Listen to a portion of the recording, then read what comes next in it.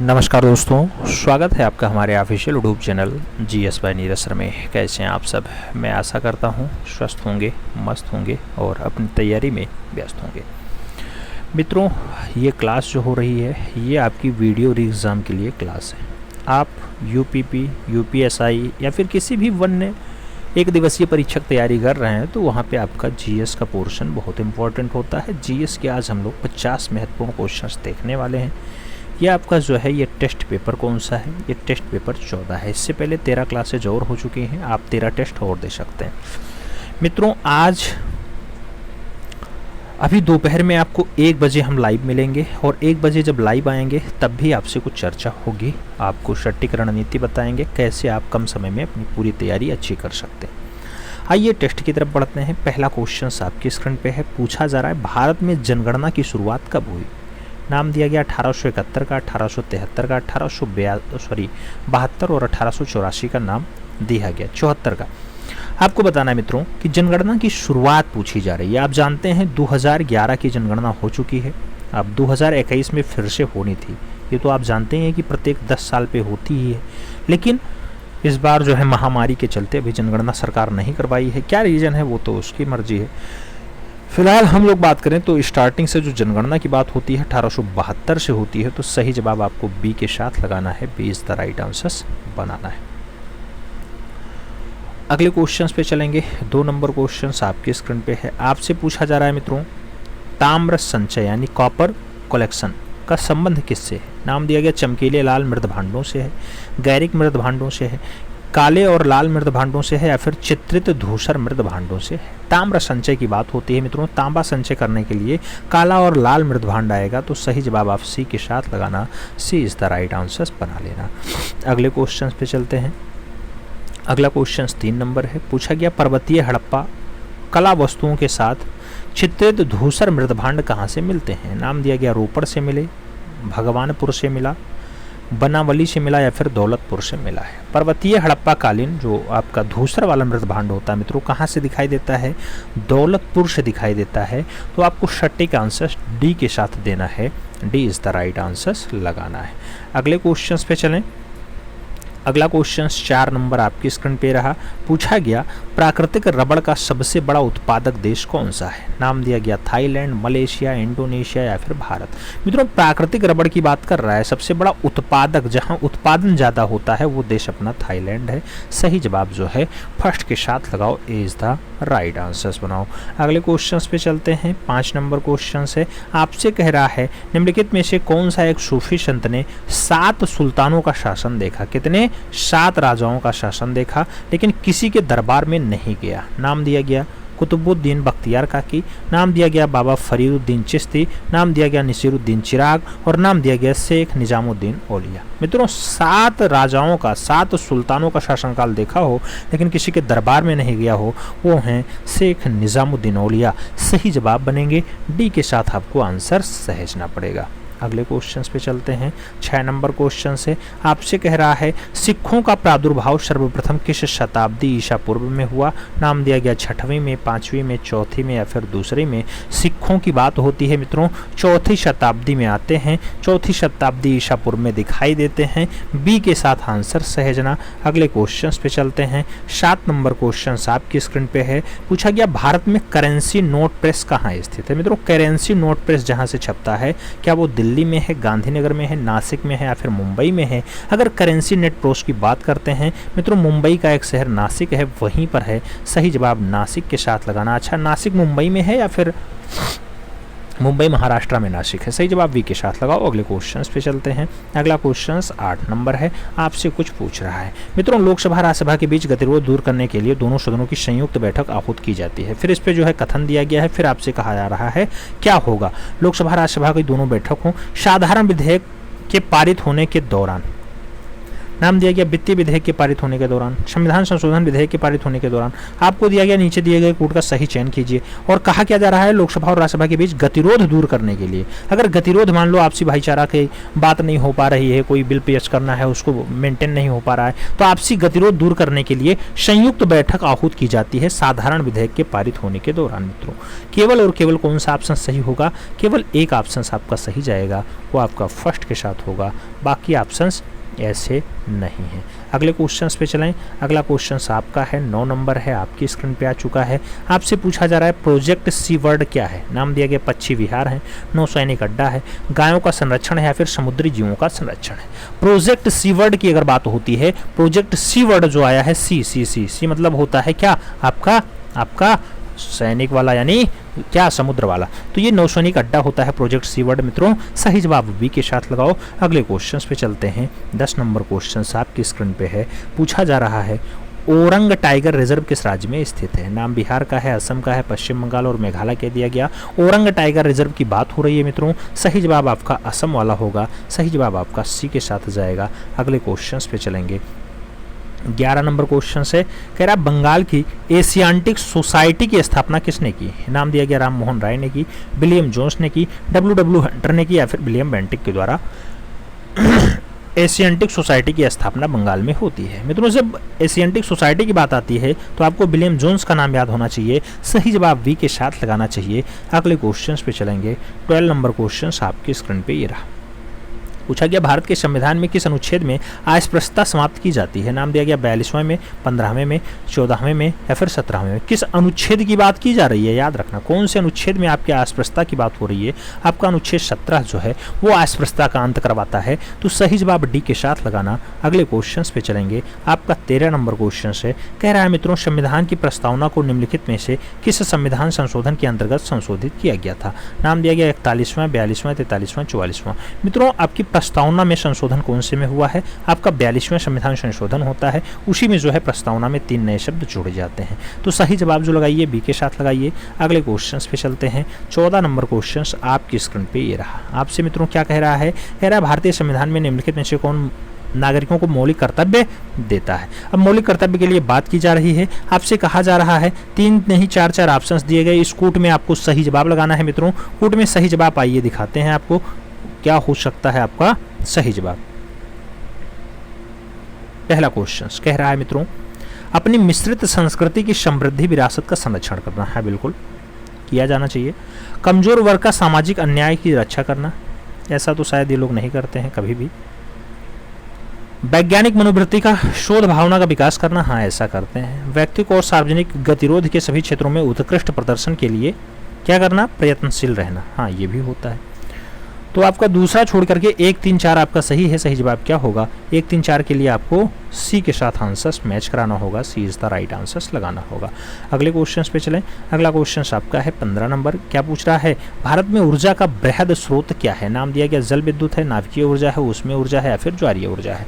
भारत में ऊर्जा का बृहद स्रोत क्या है मित्रों, बड़ा वाला स्रोत क्या है, तो ऊष्मीय ऊर्जा है, सही जवाब वी के साथ लगा लो। अगले क्वेश्चन पे आते हैं 16 नंबर। ब्राजील किसके उत्पादन में अग्रणी है। नाम कपास का है, काफी का है, चाय का है, तंबाकू का है। ब्राजील की अगर बात होती है उत्पादन में काफी के लिए अग्रणी है, सही जवाब सी के साथ लगा लो। 17 नंबर क्वेश्चंस पे आएंगे। आपसे पूछा गया चांदी का अग्रणी उत्पादक देश कौन सा है। नाम संयुक्त अरब अमेरिका का है, रूस का है, दक्षिण अफ्रीका और मैक्सिको का नाम दिया गया। चांदी का अग्रणी उत्पादक देश की बात की जा रही है, सही जवाब मैक्सिको होगा, सही जवाब डी के साथ जाएगा। अगले क्वेश्चंस पे चलेंगे। 18 नंबर क्वेश्चन से कह रहा है पाक जल डमरू मध्य किन 2 देशों के बीच स्थित है। नाम भारत श्रीलंका है, ब्रिटेन फ्रांस है, म्यांमार बांग्लादेश और उत्तरी कोरिया दक्षिणी कोरिया है।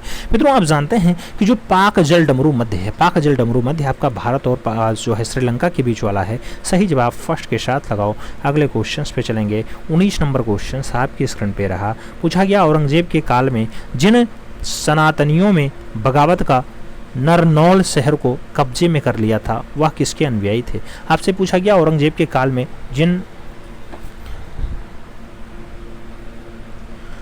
औरंगजेब का काल होता है और उसमें जो है बगावत करके नरगौल शहर को कब्जे में ले लेते हैं, वो कबीर वाले हैं, गुरु नानक वाले हैं, दादू महाराज वाले हैं या फिर रविदास के अनुयायी हो।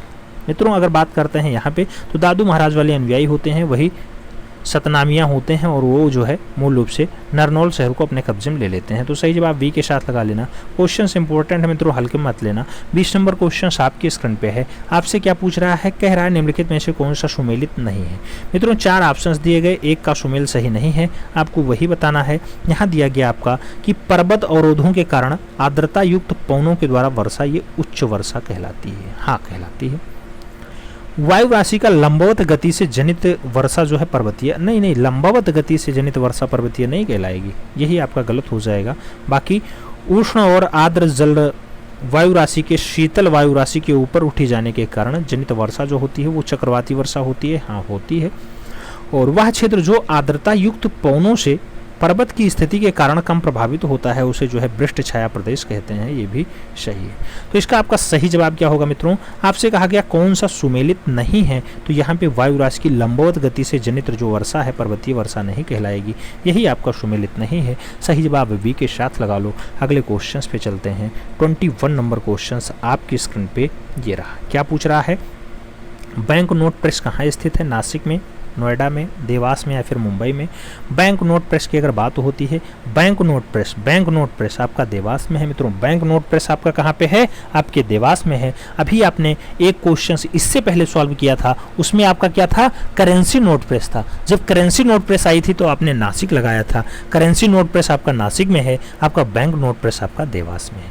अगले क्वेश्चन पे चले। 22 नंबर क्वेश्चन आपसे पूछा गया, शरीर में सबसे बड़ी अंतःस्रावी ग्रंथि कौन सी है। नाम पिट्यूटरी ग्रंथि का है, थायराइड ग्रंथि का है, एड्रिनल है और जो है हाइपोथैलेमस है। शरीर की सबसे बड़ी अंतःस्रावी ग्रंथि की बात हो रही है। सबसे बड़ी अंतःस्रावी जो ग्रंथि है मित्रों थायराइड है। सही जवाब इसी के साथ लगाओ। अगले क्वेश्चन पे चलेंगे। 23 नंबर क्वेश्चन आपकी स्क्रीन पे ये रहा। क्या पूछा जा रहा है, अटाला मस्जिद कहाँ स्थित है। टीजीटी में खूब ज़्यादा क्वेश्चन हमने करवाया है। चंपानेर में है, जौनपुर में है, फैजाबाद में है, फिर फर्रुखाबाद में है। अटाला मस्जिद की अगर बात होती है मित्रों, आप जानते हैं भारत का सिराजे हिंद कहा जाता है उस शहर को। वो भी किस नदी के किनारे है, गोमती रिवर के किनारे है, जौनपुर शहर है। सही जवाब सी के साथ लगाना, सी इज द राइट आंसर्स बनाना। अगले क्वेश्चन पे चलते हैं। 24 नंबर क्वेश्चन से पूछा गया, पौधे किस रूप में नाइट्रोजन ग्रहण करते हैं। नाम दिया गया नाइट्रेट के रूप में, नाइट्रोजन के रूप में, नाइट्राइट के रूप में या फिर नाइट्रोजन ऑक्साइड के रूप में। पौधे किस रूप में नाइट्रोजन ग्रहण करते हैं, पौधे किस रूप में नाइट्रोजन ग्रहण करते हैं, नाइट्रेट के रूप में। तो सही जवाब लगाओ, वो फर्स्ट के साथ लगाओ। अगले क्वेश्चन पे चलेंगे। 25 नंबर क्वेश्चन आपकी स्क्रीन पे है। किस विधि से पृथ्वी की आयु का परिकलन किया जाता है। नाम दिया गया कार्बन डेटिंग से, परमाणु घड़ी से, यूरेनियम डेटिंग से या फिर जैव वैज्ञानिक घड़ी से। मित्रों कौन सी विधि है जिसमें पृथ्वी की आयु का परिकल्पना कर लिया जाता है, वह विधि यूरेनियम डेटिंग होता है। इससे आप पृथ्वी की आयु की गणना करते हैं। सही जवाब वी के साथ लगाओ। अगले क्वेश्चन पे चलेंगे। 26 नंबर क्वेश्चन से पूछा गया, संपत्ति के मूल अधिकार को किस संविधान संशोधन के द्वारा जो है समाप्त कर दिया गया। नाम 42वां है, 45वां है, 44वां है, 52वां है। मित्रों संपत्ति का अगर अधिकार हटाया गया है तो 44वां संविधान संशोधन के द्वारा हटाया गया, उसे कहा गया ये धानिक अधिकार है। सही जवाब बी के साथ लगा लो। अगले क्वेश्चन पे चलेंगे। 27 नंबर क्वेश्चन है। श्रीरंगपट्टनम में स्वतंत्रता का वृक्ष किसने लगाया। नाम दिया गया हैदर अली ने लगाया, कृष्णदेव ने लगाया, देवराज ने लगाया या फिर टीपू सुल्तान के द्वारा स्वतंत्रता का वृक्ष लगाया गया। श्रीरंगपट्टनम की अगर बात होती है मित्रों, सही जवाब टीपू सुल्तान होंगे।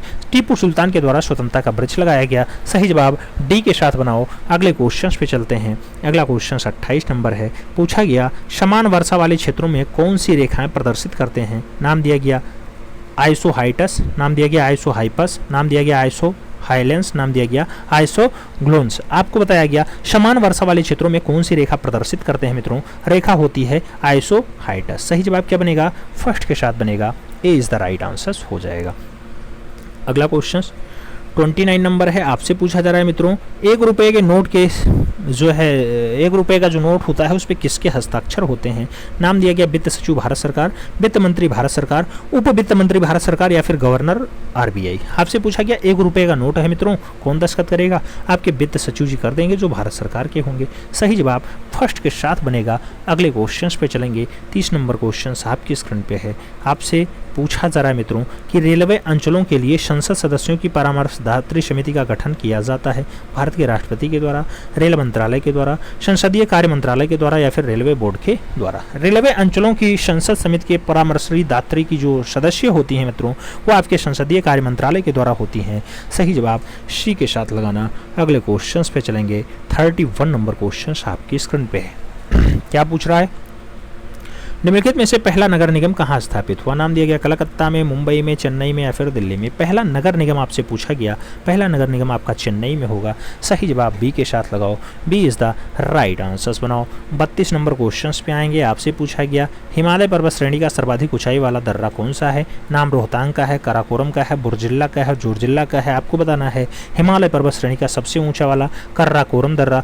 सही जवाब सी के साथ बनेगा। अगले क्वेश्चन पे आएंगे। 33 नंबर क्वेश्चन है। पूछा गया किन दो तिथियों में दिन और रात बराबर होते हैं? 23 मार्च 21 दिसंबर या फिर 21 मार्च 23 सितंबर या फिर 1 मार्च 30 सितंबर या फिर 1 सितंबर और 1 मार्च। मित्रों किन दो तिथियों में दिन और रात बराबर होते हैं? कौन सी दो तिथियां ऐसी हैं जिसमें दिन रात बराबर हैं? तो 21 मार्च और 23 सितंबर आपके बराबर होते हैं। सही जवाब बी के साथ बनेगा। अगले क्वेश्चन पे चलेंगे। 34 नंबर क्वेश्चन आपकी स्क्रीन पे है। क्या पूछ रहा है? केंद्र सरकार ने नई दिल्ली के राष्ट्रपति भवन में मुगल गार्डन का नाम बदल करके अमृत उद्यान कर दिया है। मुगल गार्डन को किस वर्ष डिजाइन किया गया था?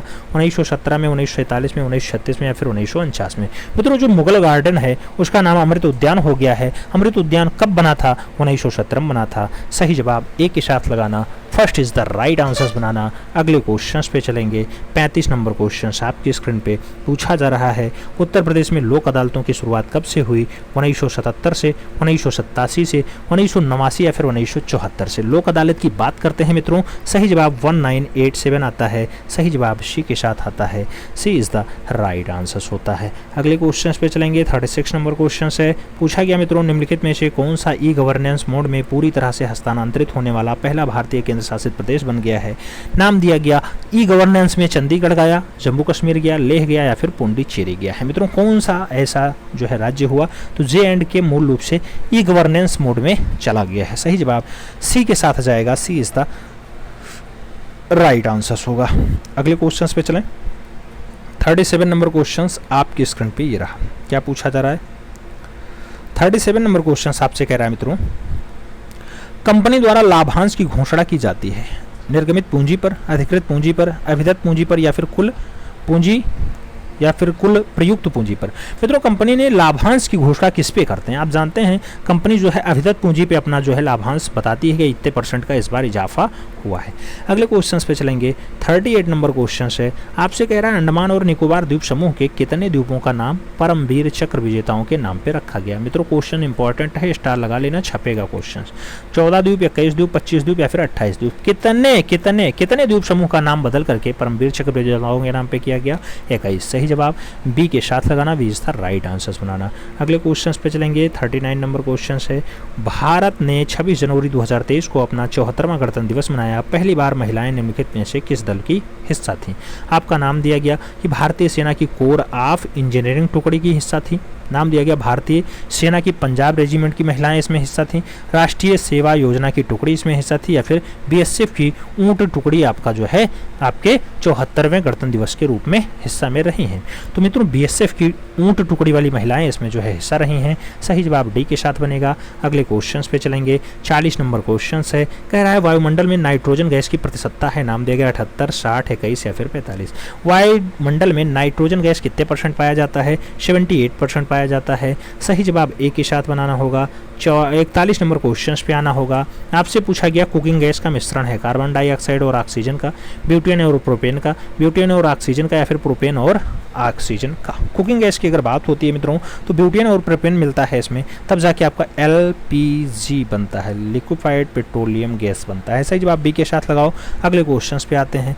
आपका एक जो है 42 नंबर क्वेश्चन आपके स्क्रीन पे है। पूछा गया चुंबकीय फ्लक्स का मात्रक है। नाम दिया गया वेबर, वेबर प्रति मीटर स्क्वायर, वेबर प्रति मीटर या फिर वेबर मीटर। मित्रों आपको बताना है चुंबकीय फ्लक्स। चुंबकीय फ्लक्स की अगर बात होती है केवल वेबर इसका मात्रक होता है। सही जवाब फर्स्ट के साथ जाएगा। अगले क्वेश्चन पे चलेंगे। 43 नंबर क्वेश्चन आपकी स्क्रीन पे रहा। आपसे पूछा गया यूनेस्को ने अंतर्राष्ट्रीय शिक्षा दिवस 2023 को अफगान लड़कियों और महिलाओं को समर्पित करने का निर्णय लिया।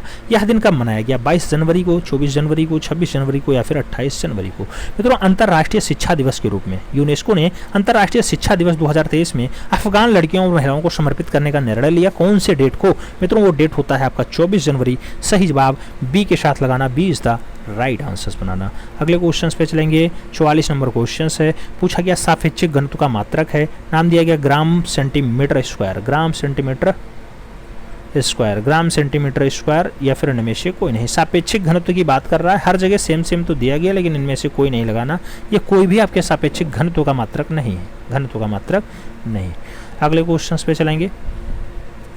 अगला क्वेश्चन 45 नंबर है। आपसे पूछा जा रहा है भारतीय अर्थव्यवस्था में खुली आर्थिक व्यवस्था का प्रारंभ करने वाला कौन रहा? नाम दिया गया प्रणब मुखर्जी रहे खुली अर्थव्यवस्था को स्टार्ट करने में, मनमोहन सिंह रहे, आई.जी. पटेल रहे या फिर मधु दंडवते रहे। मित्रों, अर्थव्यवस्था में खुली आर्थिक व्यवस्था का प्रारंभ, खुली आर्थिक व्यवस्था की अगर बात आती है डॉक्टर मनमोहन सिंह स्टार्ट करते हैं। सही जवाब बी के साथ बनेगा, B is the right answer होगा। अगले क्वेश्चन पे चलेंगे। 46 नंबर क्वेश्चन से कह रहा है निम्नलिखित में से कौन अस्थायी कण है? इलेक्ट्रॉन, न्यूट्रॉन, प्रोटॉन सभी। मित्रों, अस्थायी कण की बात हो रही है, अस्थायी कण न्यूट्रॉन होता है। सही जवाब सी के साथ लगाना, सी इज द राइट आंसर्स बनाना। अगले क्वेश्चन पे चलें। 47 नंबर क्वेश्चन है, कह रहा है मित्रों वह जलीय विलायक जिसका पीएच मान 0 हो क्या होता है? उदासीन होगा, क्षारीय होगा, अम्लीय होगा या फिर उभयधर्मी होगा? अगर पीएच 0 है मित्रों तो वो उदासीन होगा। सही जवाब सी के साथ जाएगा। अगले क्वेश्चन पे चलेंगे। अगला क्वेश्चन आपका 48 नंबर है। पूछा गया निम्नलिखित में से कौन सा भारत में मुद्रास्फीति के प्रकलन का सबसे प्रचलित माप? मुद्रास्फीति के प्रकलन का सबसे प्रचलित माप कौन सा है मित्रों? दिया गया मूल्य सूचकांक, नाम दिया गया थोक मूल्य सूचकांक, नाम दिया गया उपभोक्ता मूल्य सूचकांक और नाम दिया गया औद्योगिक वस्तु मूल्य सूचकांक। मित्रों, प्रकलन का सबसे प्रचलित माप क्या है? थोक मूल्य सूचकांक। सही जवाब बनेगा, B is the right answer लगाओ। अगले क्वेश्चन पे चलते हैं। 49 नंबर क्वेश्चन है। दिया गया ऑस्ट्रेलियाई ओपन 2023 में स्टेफानोस सतपिशास को हरा करके पुरुष एकल का खिताब किसने जीता? 2023 की बात हो रही है मित्रों, ऑस्ट्रेलियाई ओपन की बात हो रही है। क्या जेलेंस्की ने जीता है? क्या हार्जी कांटा ने जीता है? क्या कुबलर ने जीता या फिर जोकोविच के द्वारा? स्टेफानोस